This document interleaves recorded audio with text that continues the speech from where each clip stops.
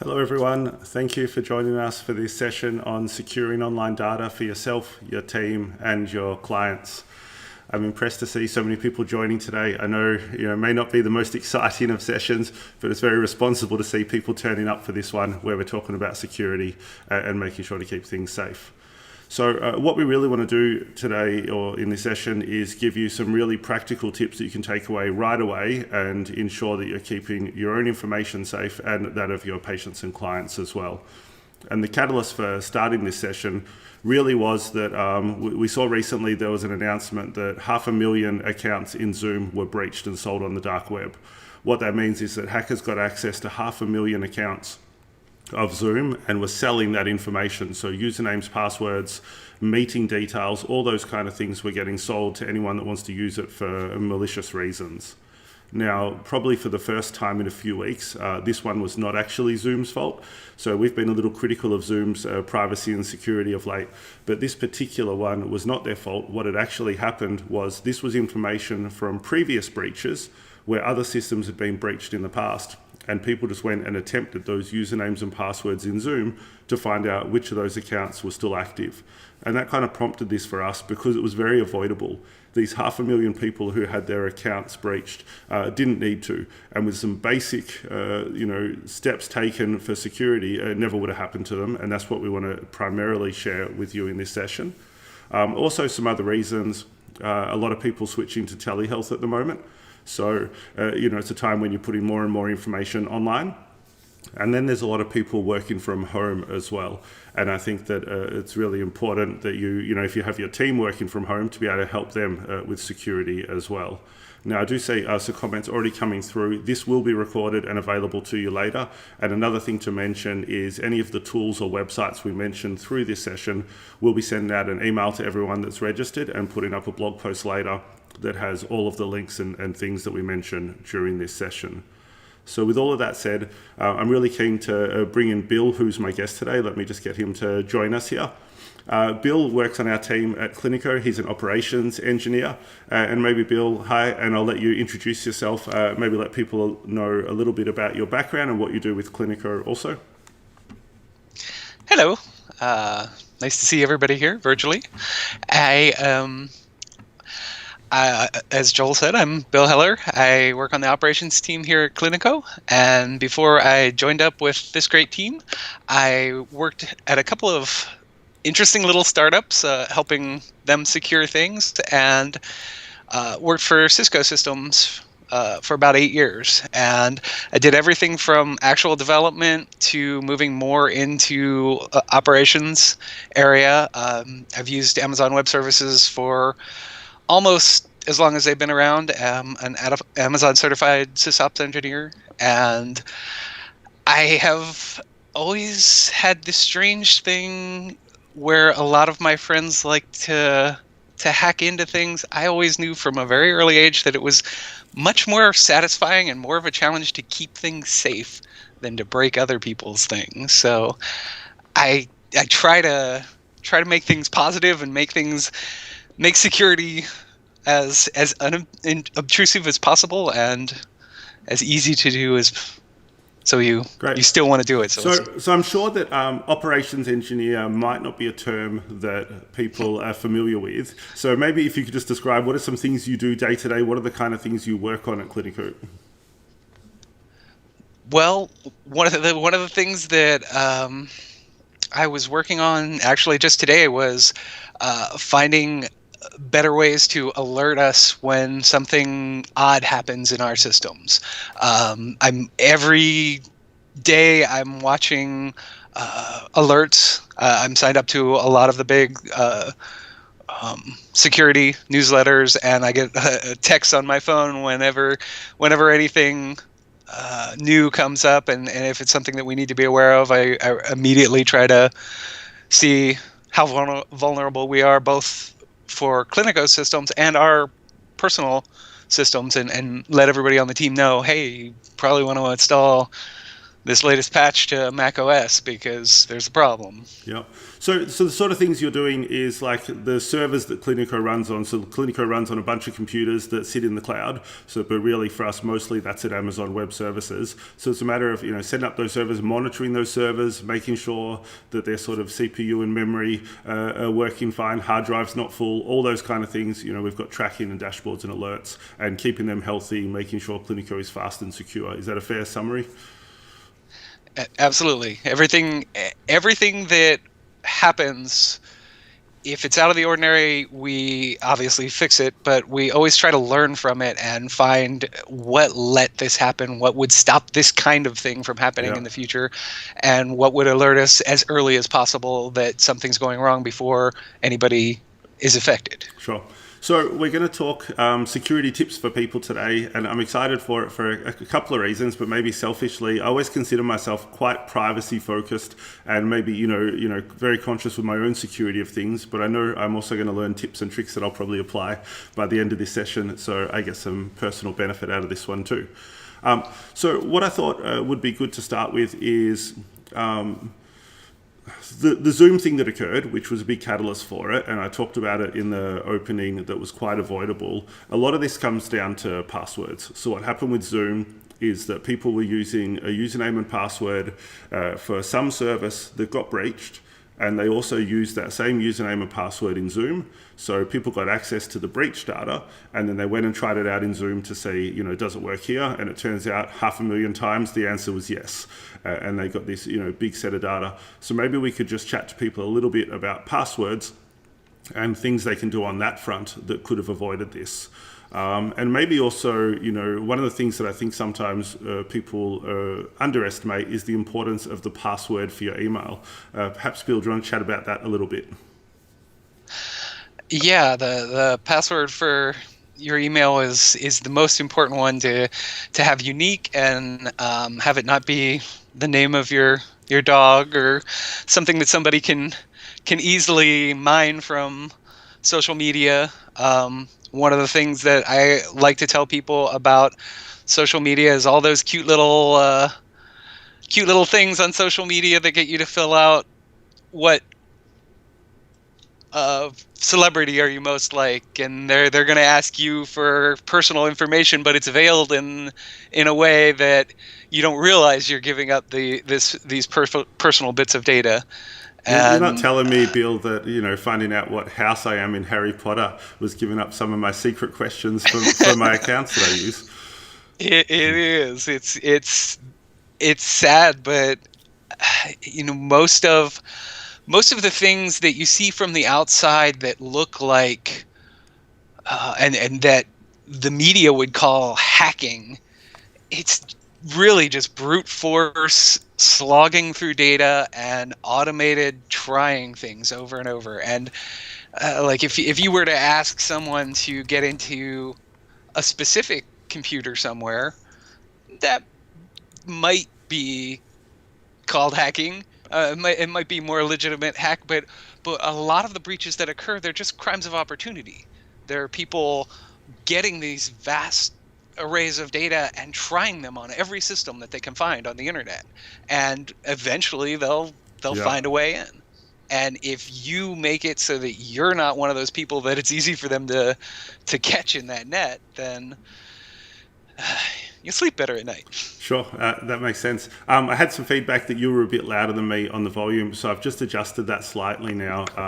So maybe if it's still trouble, let me know, or if now we're a pretty equal volume, that would be good too. So on these online surveys and things, I guess what it's really tying back to is a lot of systems have security questions that you can answer that gets you access to your account. Like, what's your mother's maiden name? What was your first pet dog's name?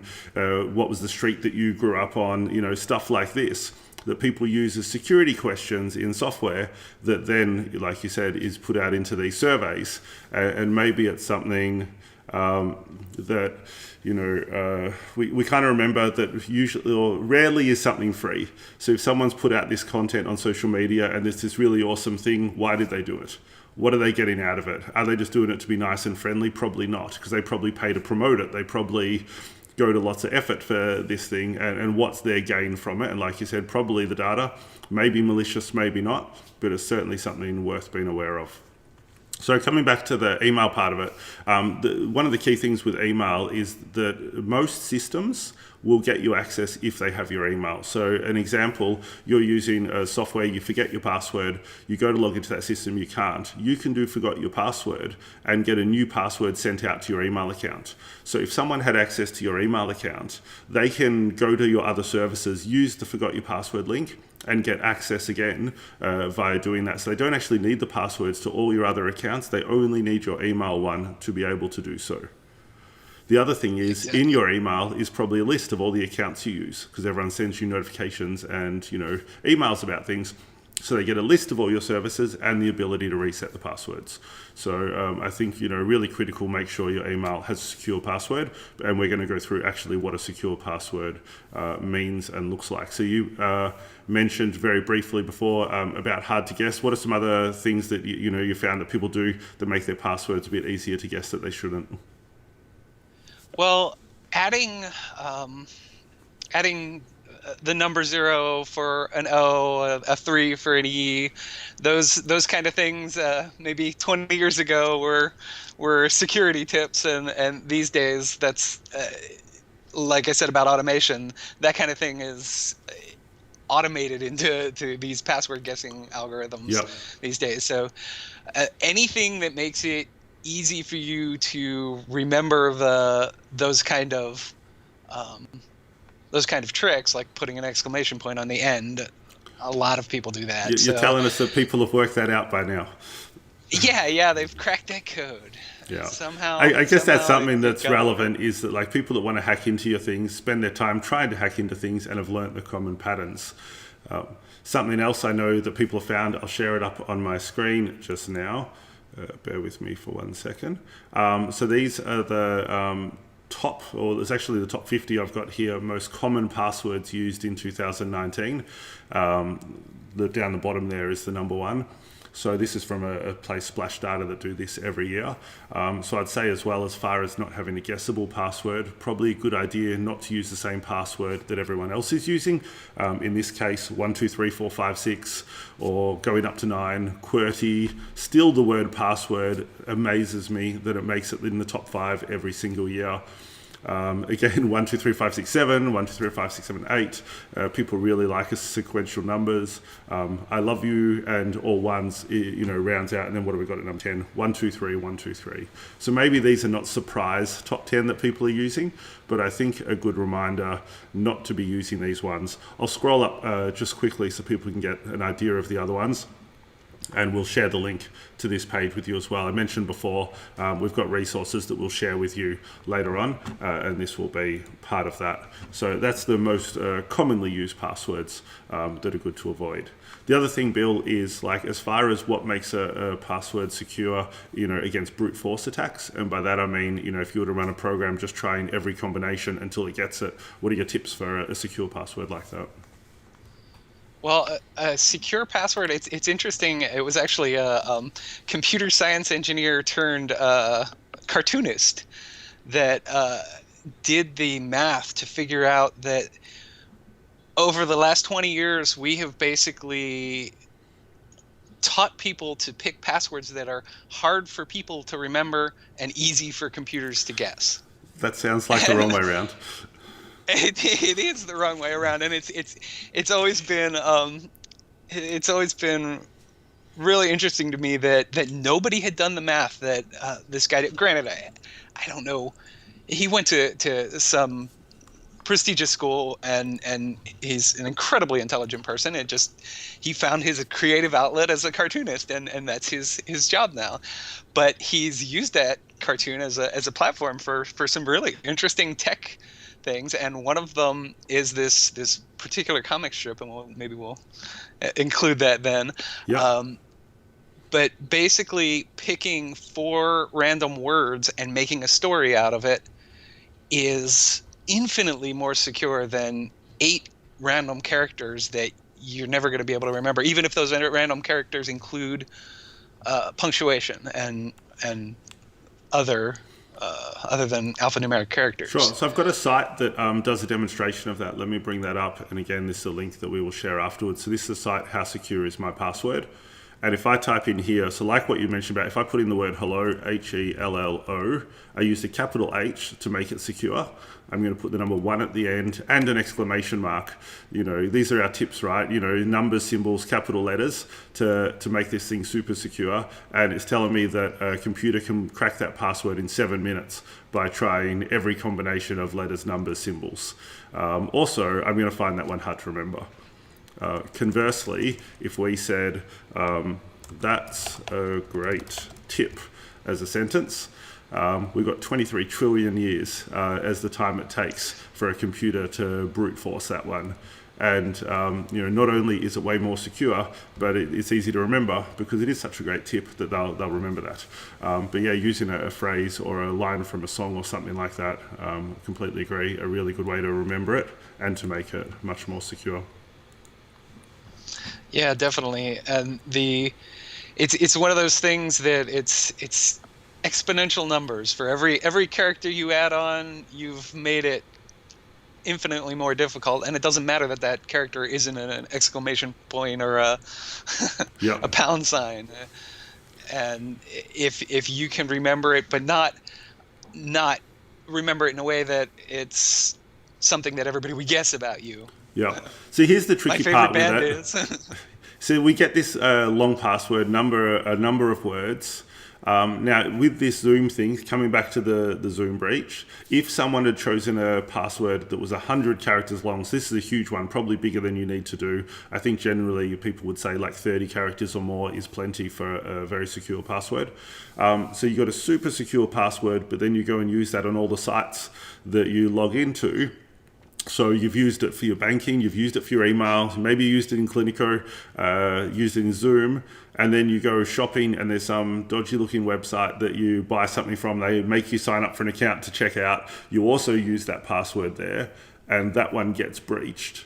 Now people can go and apply your username and password to all the other services and get access to your accounts. So, you know, we know we want people to have a different password per service they use for this exact reason. But that is, you know, if you've got this massive password, that's going to be hard to remember. What do you do? How do you? I assume you use a different password per service. I do. I use a tool called LastPass, and it saves my passwords in a highly secure way. And that way, I don't have to remember them. I make every site has a different password, and my passwords are random characters, and they're very large. After about 32 characters, you get into math that if a website is doing the right thing, Cliniko, most sites out there, I would hope are doing the right thing, and they're not storing your password in plain text so that like even somebody who had access to the database wouldn't be able to see your raw password if a system is designed properly. Unfortunately, not all systems are designed properly. It's still very common these days that some systems, even legitimate sites, even sites that you would know the names of, have been found using plain text passwords in their databases. And I remember one of the bigger breaches I was surprised about was Adobe. I can't remember, it was, you know, somewhere near 1 million records or whatever it was. Maybe it was even more. It might have been like closer to 10 million. They had a massive breach, a lot of stuff gone, and you would think a big company like that you know, would be looking after them. But I think that's part of it with security is, you know, they can do everything right for security, but one thing, you only have to leave one thing open for someone to be able to get in. Yep, the good guys always have the the white hats always have the hard job. They have to be perfect all the time, and the black hats only need to succeed once. Yeah. So I've brought up on the screen the website for LastPass here, and I've also got another one I'm just going to show, which is 1Password. That's the one I use. Very similar type of thing. I actually used to use LastPass when I was on Linux because they had a proper Linux application, whereas Password didn't. They now do, but I just found for me personally the usability of 1Password I found a bit simpler. I have it on my computers, I have it on my phone, so I can access my passwords anywhere. And the key thing to know with these is that you develop one password for these, probably why it's called 1Password for this one, and you know, make sure that's a really secure one, and that opens the vault for you to get in and access those other passwords. But also it gives some real convenience. Instead of needing to log into websites, if you've got the browser plugin installed, you can just click a button and it'll fill it in for you. If you sign up for a new account somewhere, it can prompt you to give you a new secure password for that place and then save it automatically. They've got some nice stuff built in for the workflow too. That means not only is it more secure than remembering your passwords, but it's faster and more convenient as well. Some of the tools, I assume OnePass does this. I know LastPass does for the sites that it's most familiar with, like Amazon Web Services. One of the things that we do is we try to rotate our credentials, everything that gets us to our servers, and LastPass will actually let me click a button and it will automatically change my password for me in some of the sites. So that makes it completely effortless to keep your passwords updated and make sure that they're refreshed. Yep. And that's one of the things that I really like to do with security. If something is difficult, you'll get lax. You can't, if with security, if it feels wrong and it feels like it's a hassle, for the most part, you should try to find a better way, because it is possible to make these things fit in with your workflow in a way that you don't know how you lived without them. Yeah, that's the thing that that's the way I feel about surprised me with it is I switched to these because I wanted more secure. I wanted to have a unique password per service that I used, but in using it, it is so much more convenient and fast and easy that, like you said, I wouldn't go without it. Like I store credit card information into my password manager so that I can pre-fill that out on forms online as well. I just find it really convenient. I see a question come up: how secure are these? So I think that it's often, whenever I've talked about this type of thing, people do ask about the security of it, and I think that it's a case of not is this secure, is this not, because that's quite binary, black and white, and it's not always the case. But would you be more secure if you're using this versus not? And I believe that's an easy answer: yes. It's very hard to say this is entirely secure, but without it, there's no way you can have a long, secure password per service that's unique. And I believe that you are more secure using this than you aren't. What are your thoughts, Bill? Well, I thought about that a long time before I started using a password manager. I was very skeptical about a tool storing my passwords, and I actually came up with my own mental gymnastics to try to keep each site. I'd think about a phrase about this site and build a password from that so it was unique. But if I look in LastPass, I think I have something like 500 different passwords in there, things that I use regularly. And it's too many to really keep it random. And now for LastPass, really the weakest link is your main password. If you have a good, strong main password, and mine is literally a sentence. And that can be difficult if you're a two-finger typer, which I know a lot of people are, and you don't want to have to type a huge thing all the time, but something like this, you usually only log into it once per session. So if you're a slow typer, then every one of your passwords is going to be short. Yep. And you're going to have to type them in. But this way, you type in that one big long password when you start your session, and then you don't have to type in the passwords at all. Exactly. So and I had the same thing. I was working out my own pattern previously because I couldn't remember 50 different passwords. So I would have a long password that I would adapt per service. But, truthfully, it was pretty predictable. Once you got onto the pattern I was using, if you had a couple of my passwords, I'm pretty sure you're working out the other ones. It was better than not doing it, but it wasn't great. Whereas this system, like you said, the way I use one password, I get a randomly generated 30-character string of just, letters that's not memorable in any way, but I don't care because I never need to remember it or type it. So, I definitely recommend people use something like this. I just think that, there's no way to get your security as good if you're not using a password manager. And once you get used to it, you'll find it, not only more secure, but easier, faster, better workflow for you. Yeah, I've really, really loved using it. And I was probably one of the most hesitant and skeptical people I really had to be convinced that this was secure for me, and it was better than what I was doing. And what I was doing was long passwords that were not dictionary words, and they were unique. Yeah. So I felt I was doing the best that I could without the password manager, and I really felt with everything that all the research that I did, and as skeptical as I am adopting a tool for something like that, I really could see that it was much more secure to do it that way. Yeah. Now, someone's asking if they use a password on their cell phone, do they have to download it separately to their laptop, tablet, etc.? The LastPass, I'm fairly certain 1Pass works the same way, but LastPass has an app for the cell phone, and it integrates with the browser just the same way the browser, well, not just the same way the browser on your desktop, the plugin works. It has, when you log into a site on the iPhone anyway, it has a list of passwords that the browser has saved.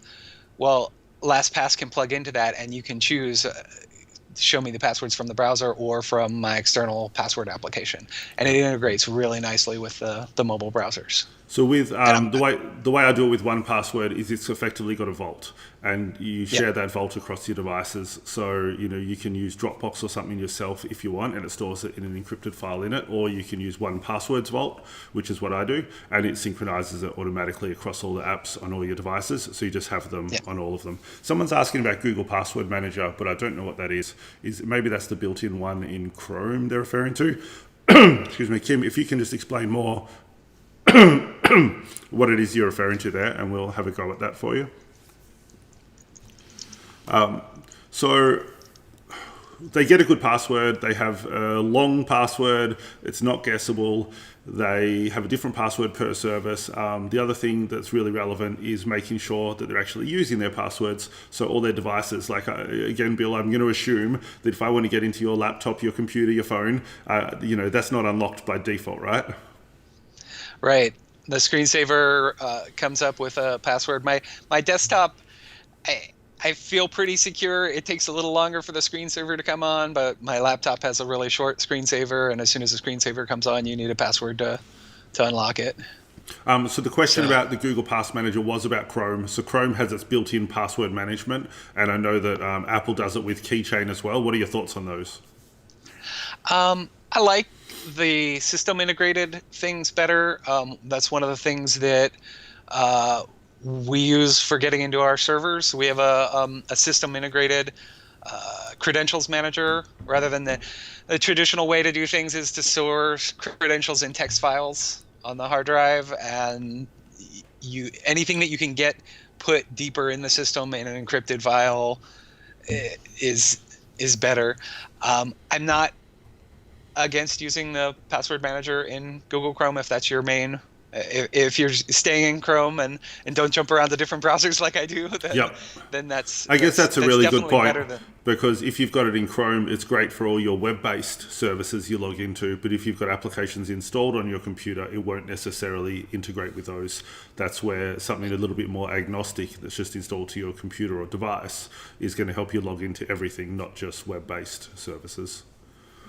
Yeah, I haven't, and I haven't evaluated Chrome as closely as LastPass, but I feel pretty confident that it is on par with their security. And like I said, I'm just at a hunch that is a pretty core.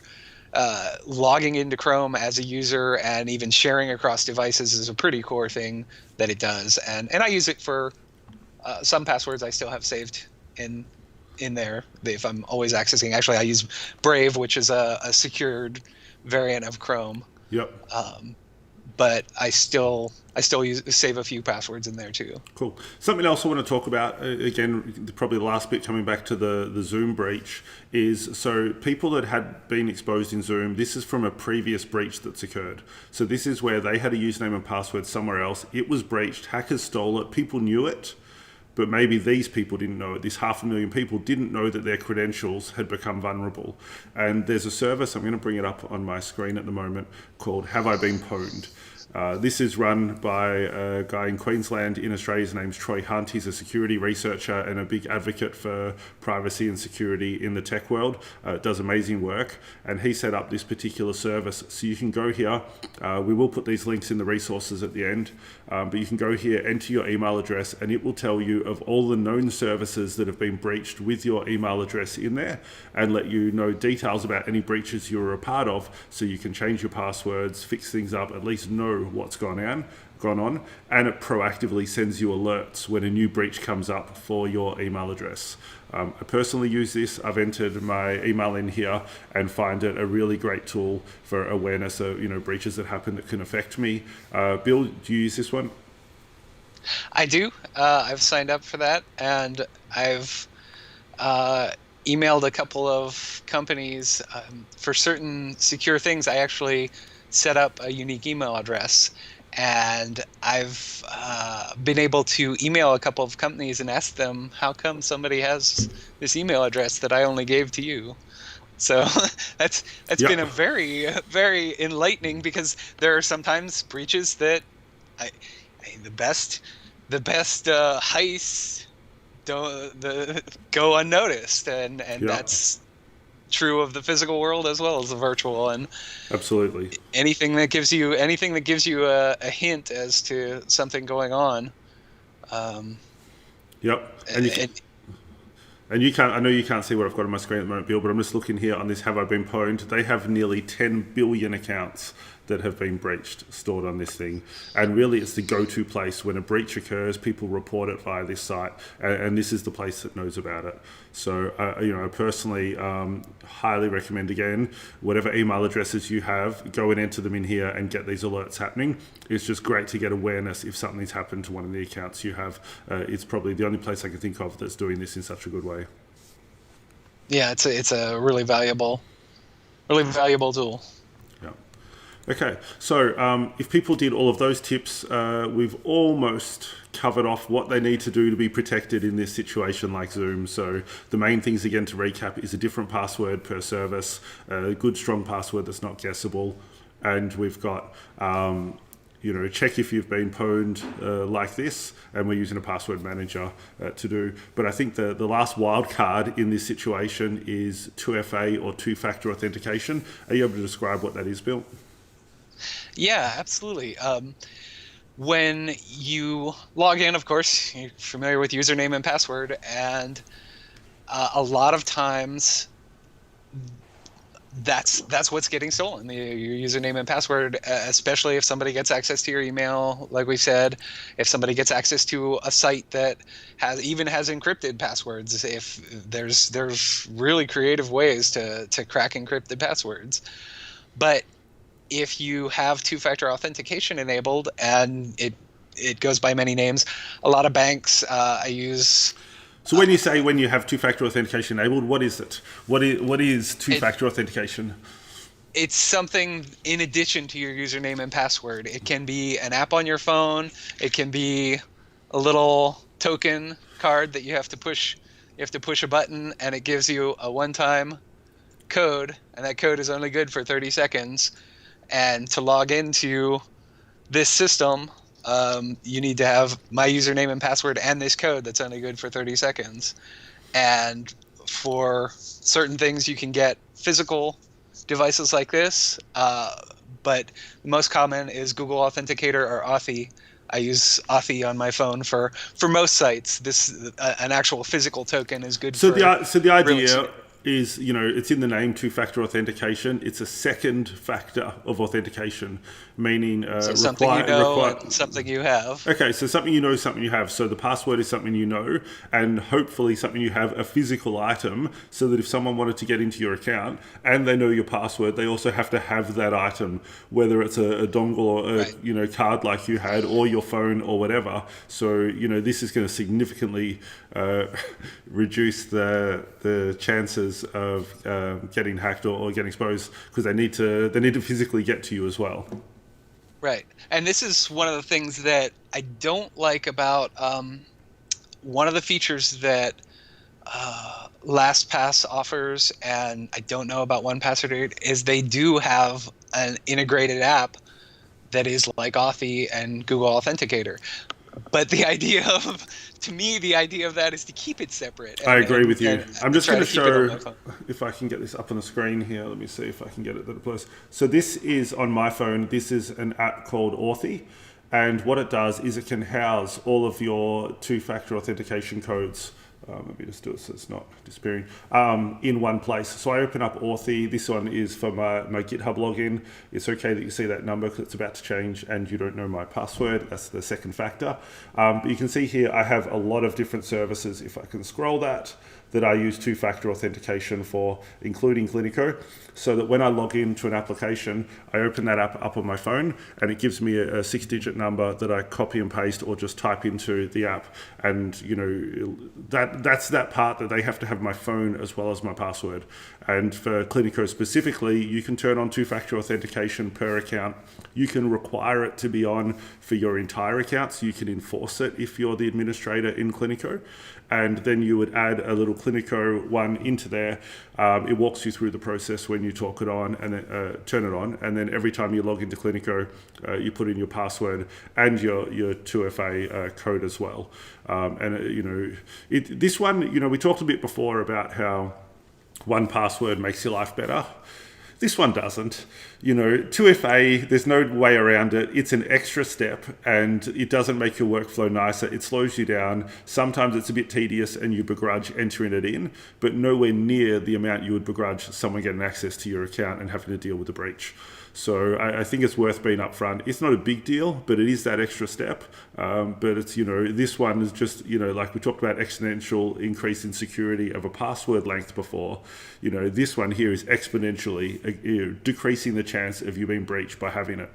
Even with that Zoom one before, if someone knew your username, knew your password because it got breached, they still couldn't get in because they don't have your phone. So you're in a position where someone knows your username and password and still can't get in. That's pretty good. Yeah, it's definitely, like you said, it's an exponential increase in security. And it is, if you get used to doing it, used to having the phone around, it's not terrible.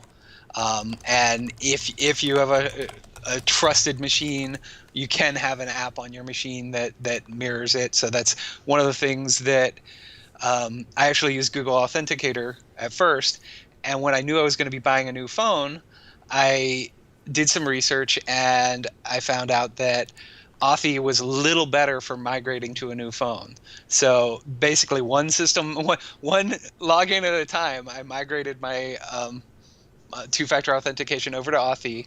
And what Authy does that keeps it secure is you have to have access to an existing device to add a new device to the chain.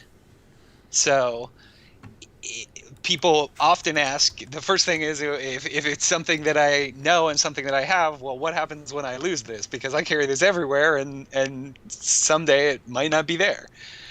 So at that point, then you've locked yourself out of everything. So that's a legitimate concern that a lot of people come up with two-factor authentication.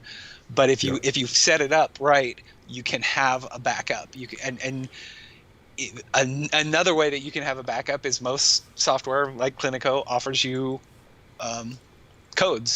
reset codes. So those should be stored in a secure place. And that's something that if you do that, you will be revered by support people and anybody else that has tried to find those codes. But that's another thing that you should have a secure storage space for keeping those reset codes. If you do use something like Google Authenticator that you only have one device for, then you want to make sure you hold on to those codes so you can get back into a system. Absolutely. I saw a question come up about what was the app called, so I've brought it back up on the screen now for them, Bill. So that was called Authy. It's run by a company called Twilio. Also, Google Authenticator is very similar. I like the functionality personally of Authy a bit better. I found it easier to use, and it does make it easier to sort of back up and sync it and have it across different devices if you want to, because losing a device with all your 2FA codes on it can be a real pain. And with Authy, there is an option to sort of back up and restore, and I think that's really valuable. So that's why I use that one particularly. So I think fair to say we would highly recommend people turn on 2FA on everything they can turn it on for. So Cliniko is a good example, your email that we mentioned before, banking if it's an option. I'm pretty sure you can do it on Facebook, whatever. Really anywhere, have a look in the settings. If 2FA is available, I suggest turning it on. It protects you so much better on the internet. And even if there's a site that you don't think you are worried about being as secure with, many sites allow you to turn it on and then say trust this browser or trust this browser for 30 days. So if you think it's going to be a hassle, examine the site a little bit, and they might have already realized that you're not going to want to log in 5 times a day and have to enter this code. They might have a way for you to do it once and forget about it for a while. Absolutely agree with that. So people have everything secured. You've got these people working from home, good passwords, 2FA's turned on, things are looking great, and then someone has their computer stolen. So are they safe? You won't be able to log into their computer because they've got a really secure password. So I assume everything on that device is no problem? Well, the problem is it's really easy to remove a hard drive and stick it into another computer. And then if you've just had the default OS installed and haven't done anything more, I can read everything that's on that hard drive and in many cases get into a lot of it. So that's where hard drive encryption comes in, and most operating systems have things built into them at a core level to make it. We've used the seamless. word encryption a lot in this chat already. Do you have a simple way to explain what encryption is? Encryption is it's a really big, if you took a really big math problem that is easy for a computer to do one way, but it's really hard for a computer to figure out without the key. So if I tell you a number that's 27 digits long, and I tell you it was created by multiplying 2 numbers, if I gave you those 2 numbers, it'd be really easy. You might be able to do it on paper if you were careful. So, but this is how the computer's doing the encryption. But what is it at its base level? So if someone's got a computer, they pull out the hard drive and it's not encrypted, is what you're leading towards, then people can read it. What does it look like encrypted? What's happened to it that makes it safe in that case? It's basically gibberish. It's almost good encryption is almost indistinguishable from random characters on the hard drive. So what you're saying with that maths equation is basically some type of equation or algorithm is applied to the hard drive, turns it to gibberish, right, and hopefully only that process can turn it back again? Hopefully, yeah. And barring anything like Google's quantum computer, which is still in its infancy, sure, that is it is the kind of math problem that, given current technology, the sun would explode before the math problem was brute forced. Let's hope not soon. So if people have their computers encrypted, this is the final piece. You've got your good password, and then you want to make sure your computer is encrypted so that no one could just remove the hard drive and access it. And along with encryption, you want to have good backups, because if your hard drive does become corrupted, there is software that can restore most of the data off of an encrypted or off of a corrupted hard drive. But if your hard drive is encrypted, then a lot of those tools won't be able to work because it's just gibberish to them. That's a good point. So you've got to encrypt it, but that brings, more importantly, the need to do backups, because an encrypted hard drive cannot be recovered like an ordinary unencrypted one can be. So as far as encrypting, you use Mac, right, Bill? Yeah. So how do you do encryption on your computer? I use File Vault, and I also use separate encrypted hard drives for things that I'm working on. For instance, when I'm not actually working on our code, it's in an encrypted hard drive, and it's not even mounted. I don't enter the password for that hard drive, and even if I got up and you sat right down at my computer after me and could see my entire system, if I wasn't actually working on Cliniko's systems, that hard drive isn't mounted, and it Sure. does you no good. So I'm gonna wager a guess that that's probably a step past what people Yeah, watching that's this a one little want to do. extreme. So But File then Vault is I'm just a setting you turn on, right? And once it's on, you don't have to worry about it. Your computer's encrypted. It handles encryption, decryption as need be. And the only implication to you is that if your computer dies and you don't have a backup, you could be in trouble. Is that right? Yeah, and good backups are important regardless. Even Yeah. there's no guarantee, even if you don't have File Vault on, Sure. hard drives can crash, and I've seen some crash in spectacular ways. So the backups are a good idea regardless. So I saw a question come through about BitLocker. Absolutely, BitLocker is the Windows equivalent. I think on the latest Windows, maybe Windows 10, by default it's turned on. But if it's not, you can just check, go to your settings, search through settings and find BitLocker. If you're on Windows, turn it on. Likewise, on Mac, you can search your settings for File Vault and turn it on. I think it'll give you a backup code, won't it, Bill, when you turn it on, so that if you do need to recover in some case, it might let you if you write that down somewhere. On the Mac, if you are logged into your Apple account, Okay. You can unlock it with your Apple account, reset your Apple password. And if I'm not mistaken, I think you can also use both BitLocker and File Vault on like USB drives too. So if you plug like a USB drive in, I think you can like right click it and turn on File Vault, or in Windows right click it and turn on BitLocker, so you can actually be encrypting your USB drive if you store anything on it. The only thing to note is I believe it's only the computer that you turned it on with will be the one you can plug it into and access. I think that's how it works. Yeah, because those keys, the mathematical keys are the important thing that you're securing, and of course that's going to be embedded deep in your system. You're not going to share that in any way. So so if you are storing externally, whether it's a hard drive or something like that, it's one option is to turn on File Vault or BitLocker on that external device as well. It'll only work when plugged into the computer you did it from, I think, unless it gives you that code, and then you could write the code down, and if you plug it in somewhere else and enter the code, then you should be able to access it too. I think that's one option for you to have external devices encrypted as well, which is important. I wanted to touch on a few other quicker points because we're starting to get through the time here. So if you're on the web, HTTPS, TLS, can you describe what that is and why it's important? Well, HTTPS is the secure web communication standard. If you see that S in the little lock on your browser, most people probably know that is the secure way to communicate. Hopefully nobody would ever go to their bank's website without that. But these days it's become standard, and Google especially did a real push for encryption everywhere, HTTPS everywhere. And it's just a good practice. And Google even went so far as to ding people's search results if they didn't enable HTTPS. So you mean like websites themselves will rank lower if they don't have HTTPS enforced?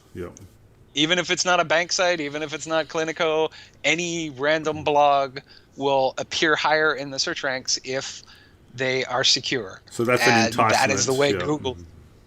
Yeah, that's the way Google has really encouraged people to do this, and it's a really good idea. And basically, what that stops is when you connect to any website, it's not a direct connection from your computer to that website. There's a lot of hops in between, and an employee at one of those service providers, somebody who gets into one of their systems, anybody that somehow gains access to one of those machines along the way could theoretically not only look at what you're browsing, but possibly modify it along the way and gain access to your account on a web server. Yep. But HTTPS tells you that it's basically an encrypted pipe between it. Although it's not a direct connection from you to the server, it might as well be, because again, it's just like the hard drive. It's just gibberish numbers to anybody that looks at it along the way.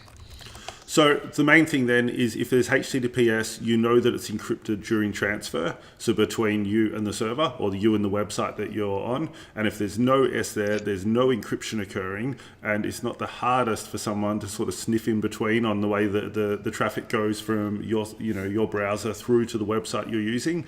So you really shouldn't put anything in that you care about privacy on, so patient information, credit card numbers, passwords, things like that. If it's not HTTPS in the browser or showing the lock, then you should be very skeptical of that. Is that Right. fair to say?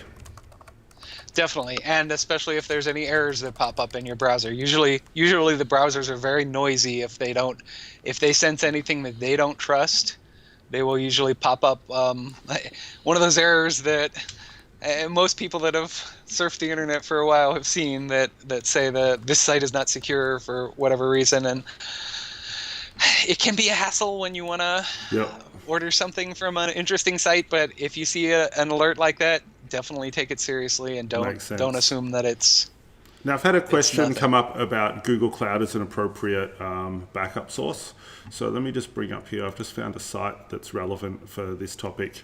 So this is a white paper, particularly relevant to Australia, but there'll be variations of it for different countries. So this is Google Cloud and the Australian privacy principles. Now, generally speaking, using Gsuite or Google Cloud to store patient information does not meet the privacy principles in Australia, I know explicitly, unless you opt into some certain extra features within your Gsuite account. And this white paper talks you through what you need to do to turn your account compliant. Basically, there's a setting you can turn on, and it holds Google a little bit more accountable and requires them to store your data in a different way, protect it in a different way. And there's a mention of that in this document that I've got up here on what exactly you need to do in your G Suite account. So this isn't to talk to the security of it.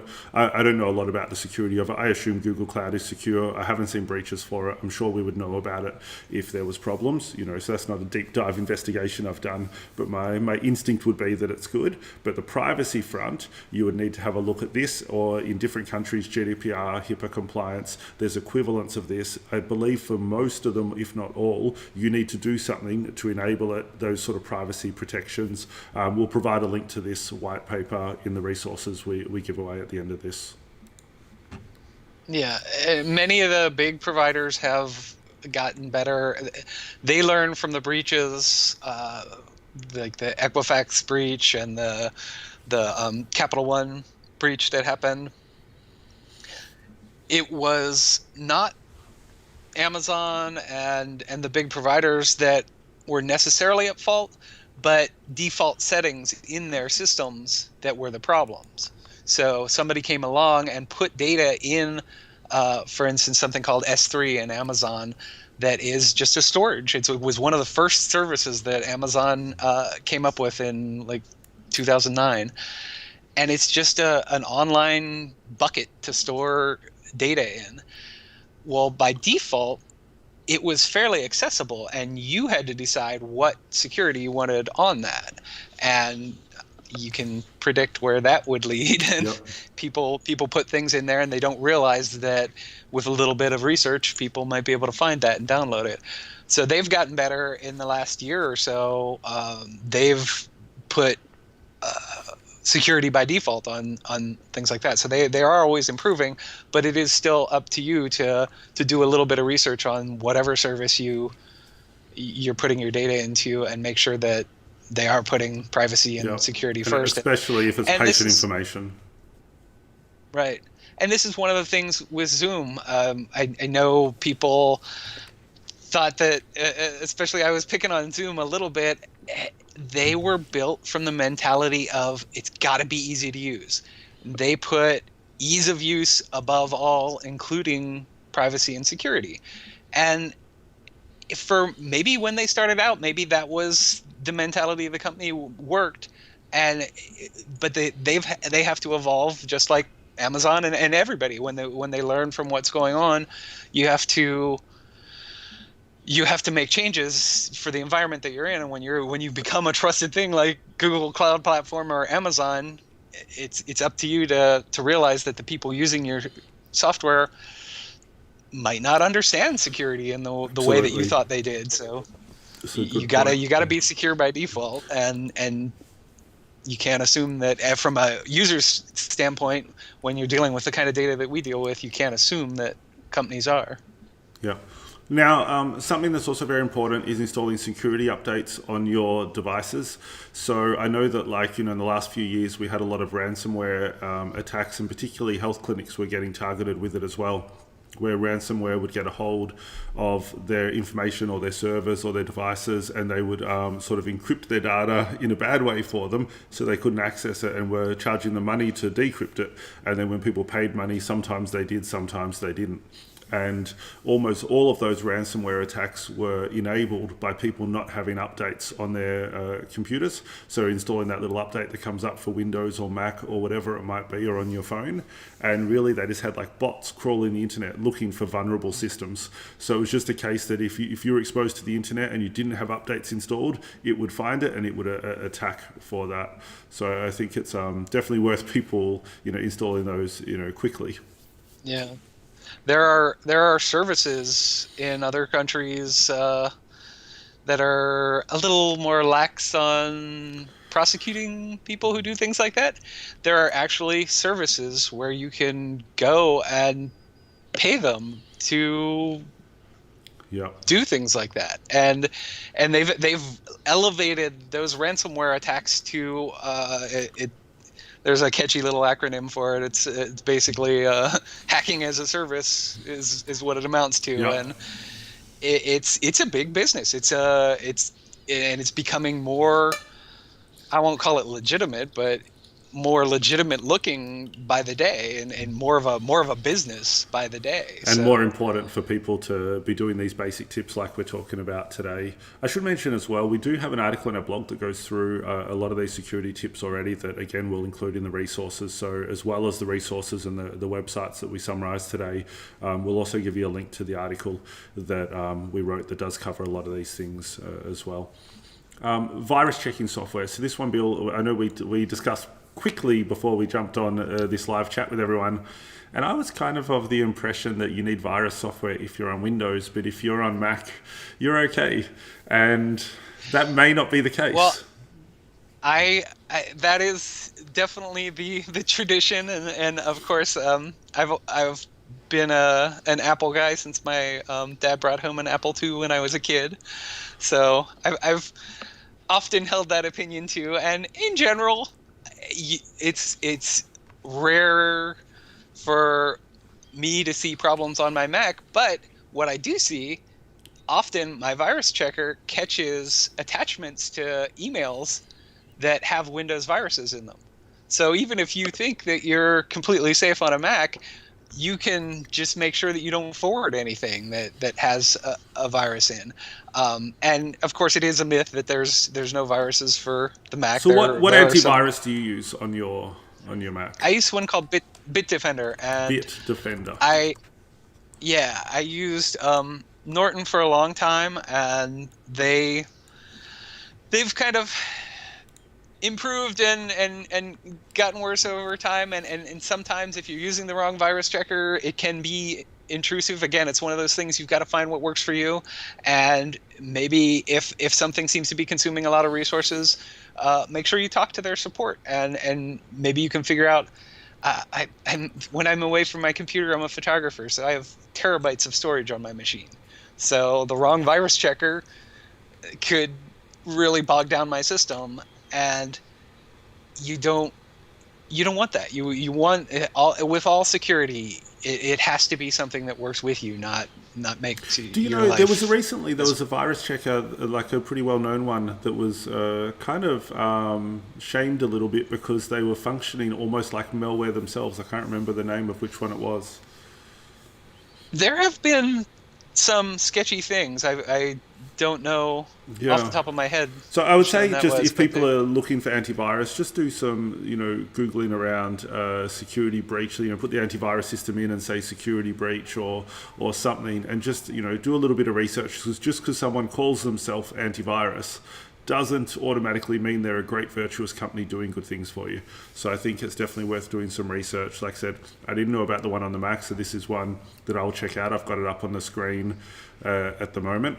I don't have a recommendation for Windows, but people in the comments, maybe if they've found a good one. I see someone's just mentioned WebRoot Secure Anywhere is one they use. But if you found something that's working well for you and you feel good about, feel free to share that in the comments there. I'm pretty sure Bitdefender is available for Windows too. Oh, it's on both. Although I've never. Well, I've got the website up here for people. Let me have a look. For home. Where does it say what it's for?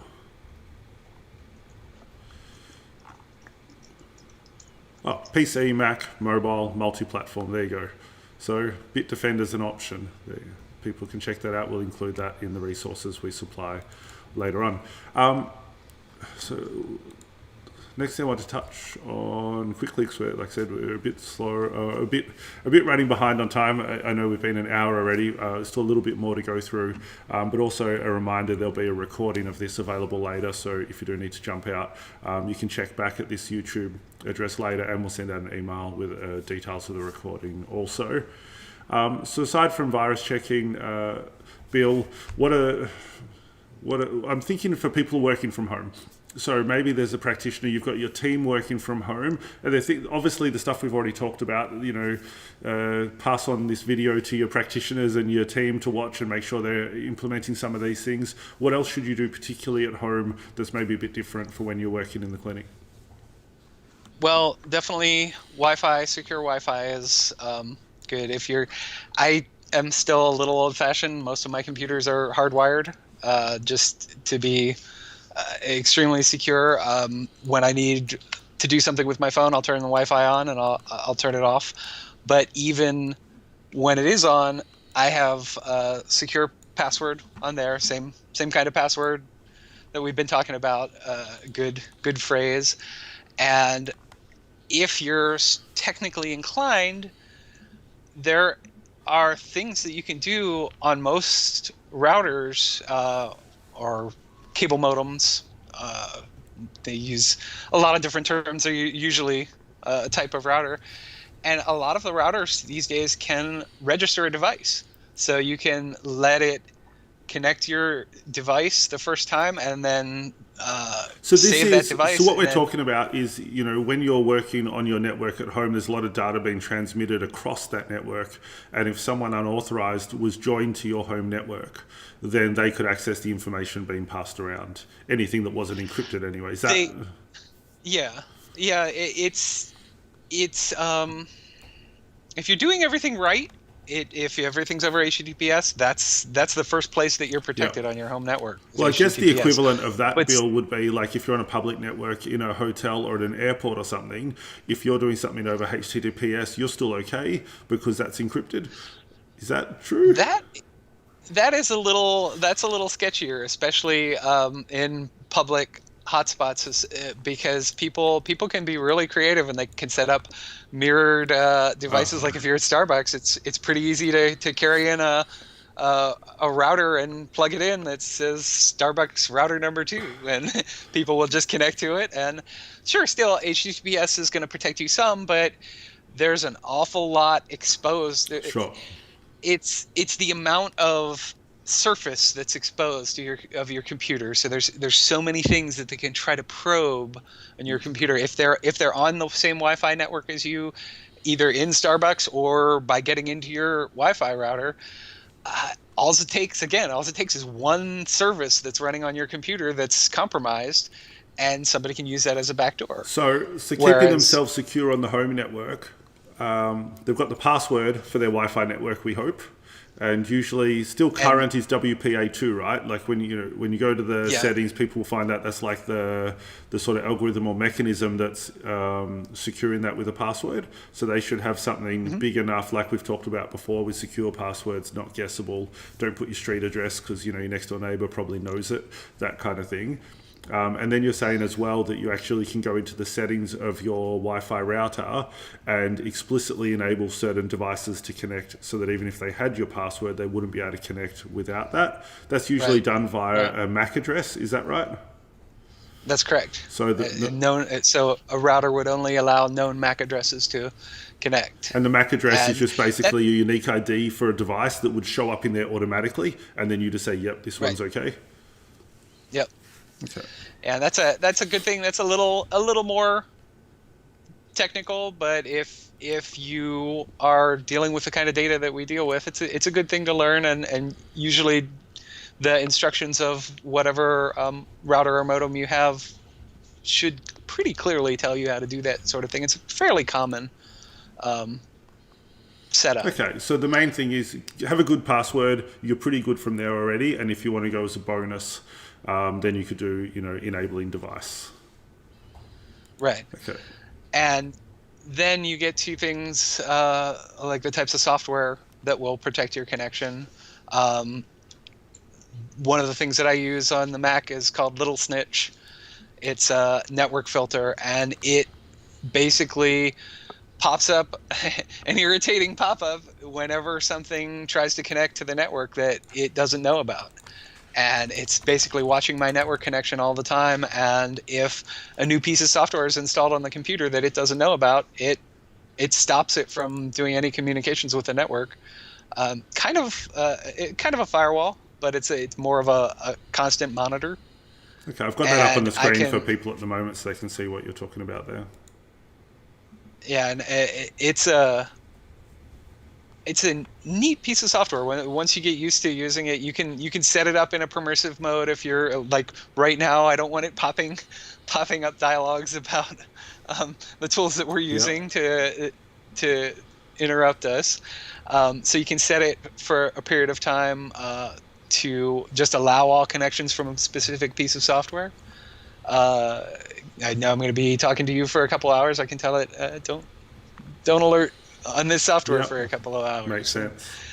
It makes it's one of those things that, like I said, it makes security a little easier if you can tell it when to back down a little bit. So something we touched on very briefly, and probably the last topic that we should go through, is public networks and also VPNs, because I think they're quite tightly related. So maybe if we can just describe first, what is a VPN? Do people need one? Do you use one? When do you use it? That kind of stuff. Yeah, well, a VPN stands for Virtual Private Network, which probably doesn't clarify it very much, but basically, we talked about the HTTPS connections between your browser and a server. Well, that is securing your browser data for one site. A VPN is a similar kind of connection for your entire network connection. So if I'm connected to a router that I don't necessarily trust, a lot of places like airports and public Wi-Fi hotspots are probably the least secure, you can use a VPN to connect to one of their servers securely, and it's kind of like using HTTPS for your entire network connection. So it kind of puts your own tunnel or pipe, encrypted tunnel that all of your stuff goes through, irrespective of the network that you're on. Exactly. So would that mean that if you, let's say you do go to a not HTTPS website, you go to an insecure website, but you're on a VPN, would it be right to assume that all your data is going to be effectively encrypted in transit except for the VPN company and the end person that receives it? Would that be right? Well, for the VPN company and everything on that side of the communication. So it's going to protect you from your local end, but if the data is still going from the VPN server to the server, the target server somewhere, and there can be hops in between there that still you want to use HTTPS for as much as possible, but it's like I said, so it'll encrypt you from your device to your VPN server, but then from the VPN to the website is, again, if it's not a HTTPS site, it's not encrypted, but it's kind of getting you out of the airport, getting you out of the hotel secure, but not the whole way. Yeah. Right. And it's traditionally, usually you'd see a lot of hacks coming from the local end.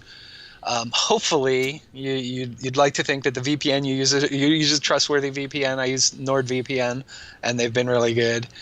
Um, they're also very useful for getting out of, even if I'm at home and I want to see things how Cliniko looks like from South Africa. I can connect to South Africa, and it makes it look like I'm coming from that region of the world, so I can see how things are working. So you use that potentially for Cliniko to see like how fast is it from there, or what does the website look like for that regionalization, but possibly, and that we wouldn't recommend it if you wanted to sign up for like a video service in the US that said no, you can't because you're in Australia, you're somewhere else. Theoretically, and not recommended, you could use a VPN for that kind of thing too. Yeah, usually they're smart enough to also require a credit card and the billing address. So Yeah.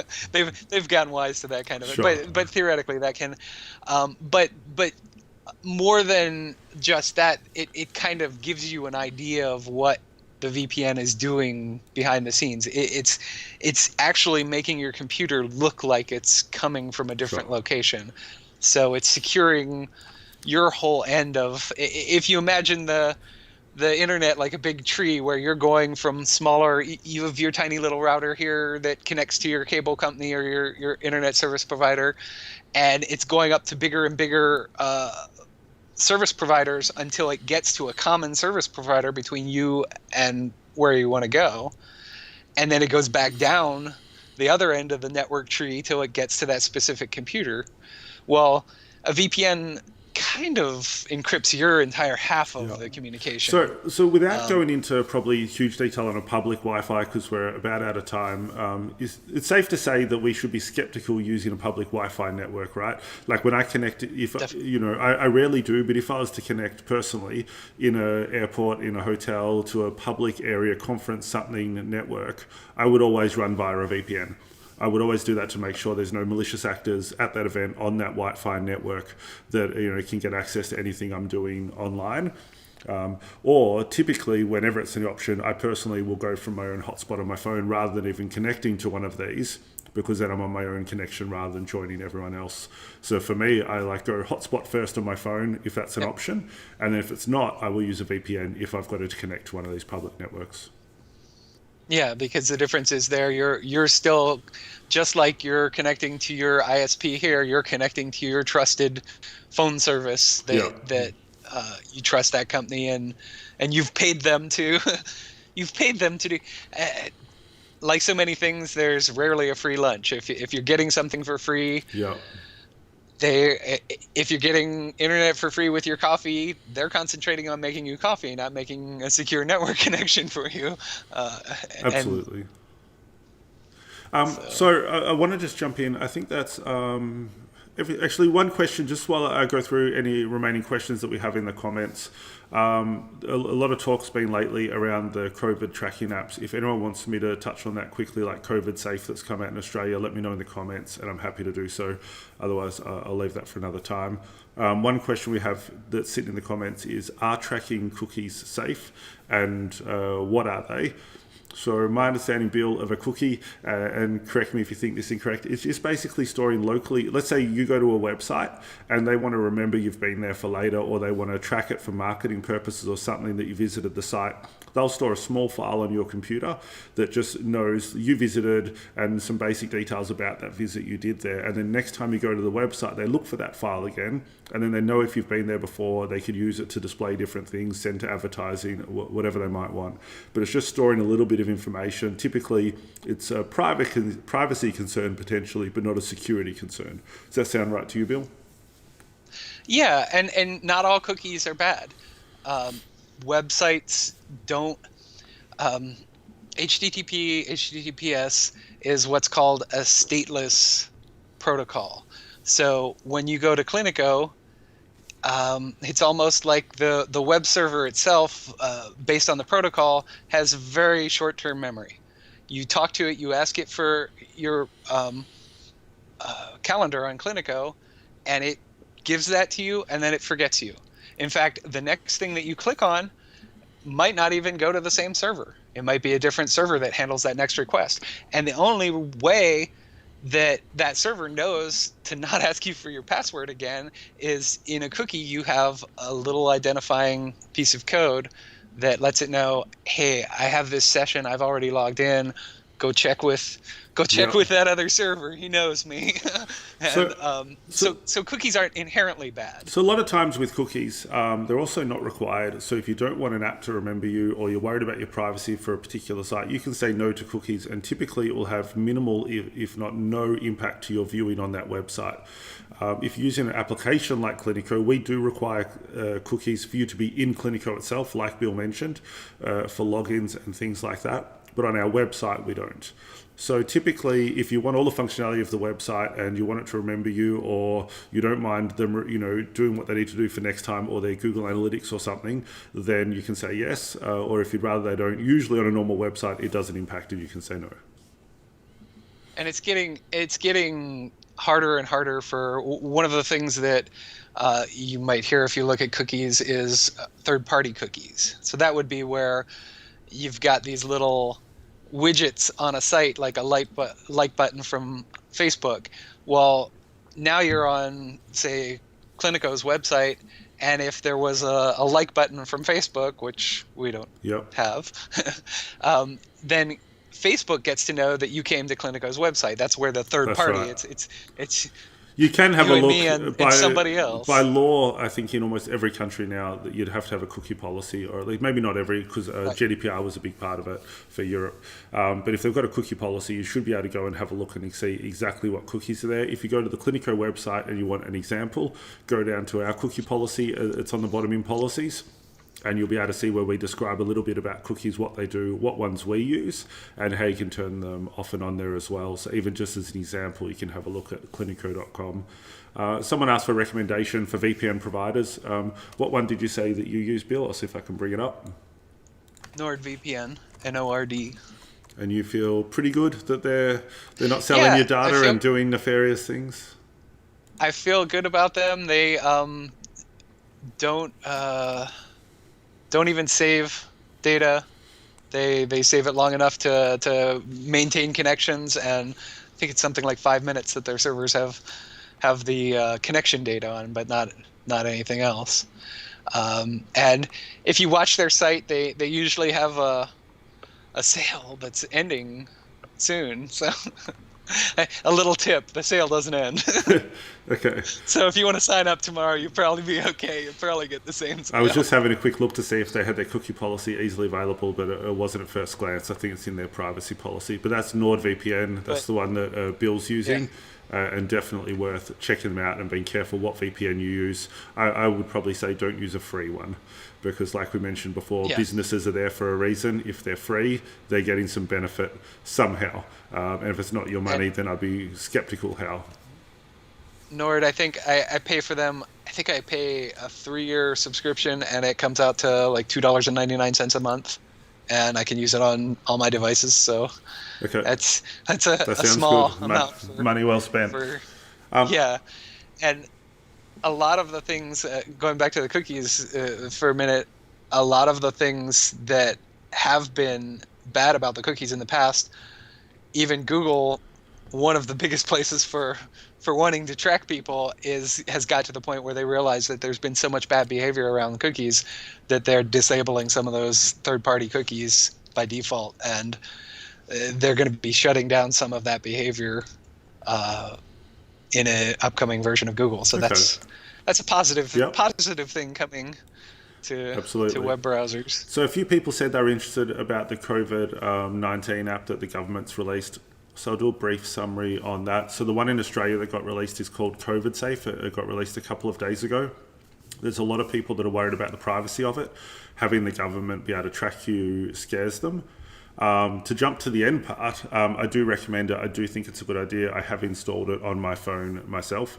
Now, this isn't a generic recommendation for all COVID tracking apps around the world.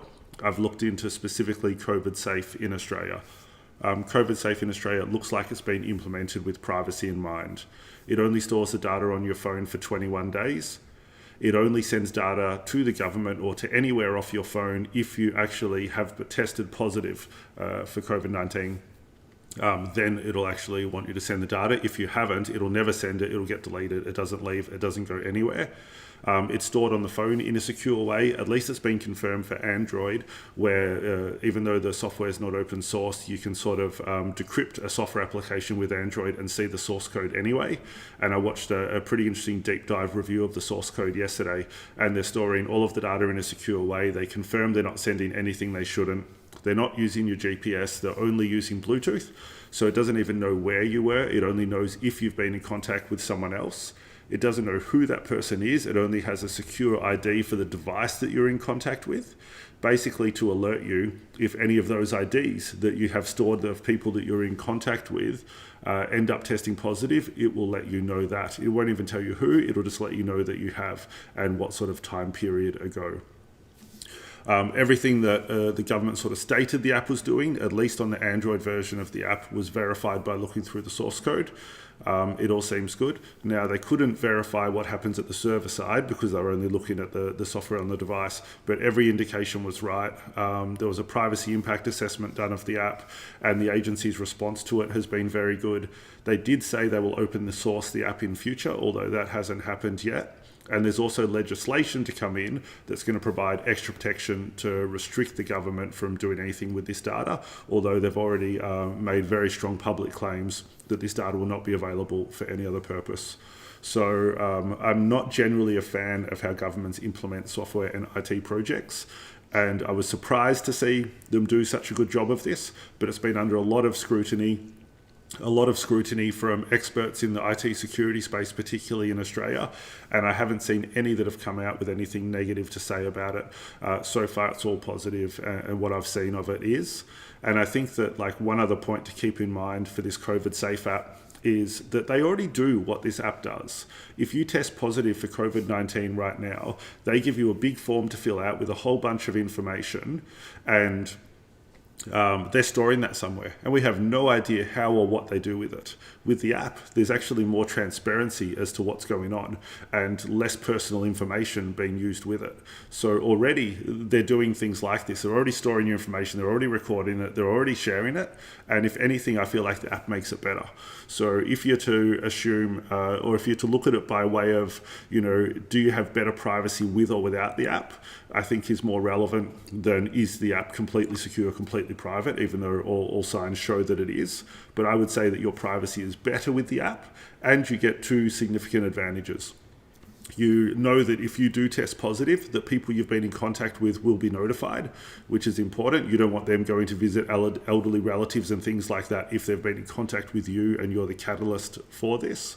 Likewise, if you've encountered anyone that's tested positive for it, I believe you would want to know about that too. So I think the upsides for an app like this are big. I think it's been implemented well, and I'm recommending that people do install.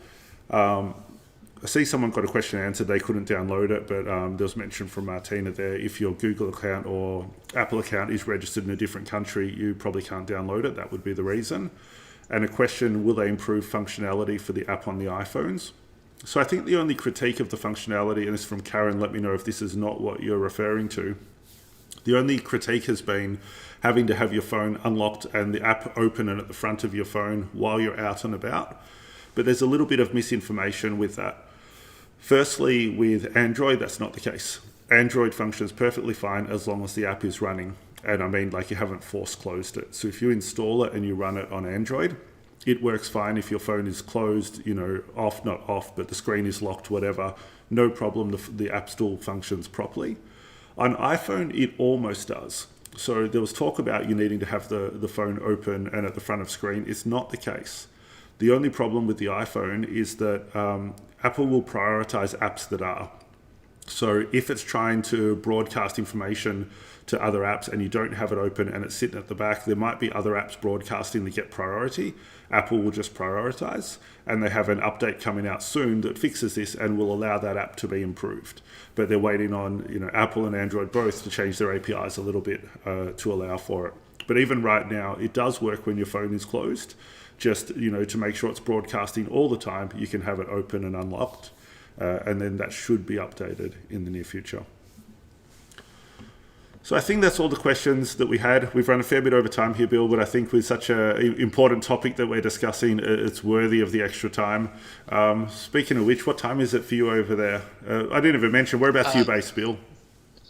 I'm just south of Portland, Oregon, in the U.S. And it's 6:26 p.m. Okay, so a fairly reasonable time. Thanks so much Yeah. for joining everyone and sharing this knowledge. I mentioned before there's going to be resources available. We're going to have this recording available for people to watch it and share with others in their team. Is there anything else you wanted to share with people, Bill, before we finish up? Not that I can think of, but except that if they do have questions, that I love to talk about this kind of stuff. I used to work for a U.S. military contractor, and we had the kind of system administrators there that you would imagine ruled with an iron fist, Yeah. and a couple other places, and that's not the kind of system administrator that I ever want to be. And I like to make things. I like to make things secure but usable, and if we can help anybody do that, that that's what I enjoy doing. That sounds good. So we'll find a way for people to get access to Bill if you have more questions on this kind of stuff. So thank you, Bill. Thanks for joining and thanks for sharing. Thank you for taking the time to do this. And for everyone else, I've got the next session like this, the next live event will be next week. It'll be Thursday evening, Australian Eastern Standard Time. So about, 7.5 hours later than now for those watching it live.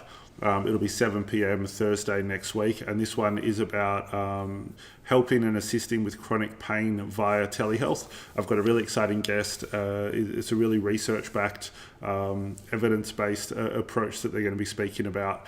I'll get out some information where you can register for that event very soon, probably today or tomorrow, and hopefully see people then. Thanks so much for joining.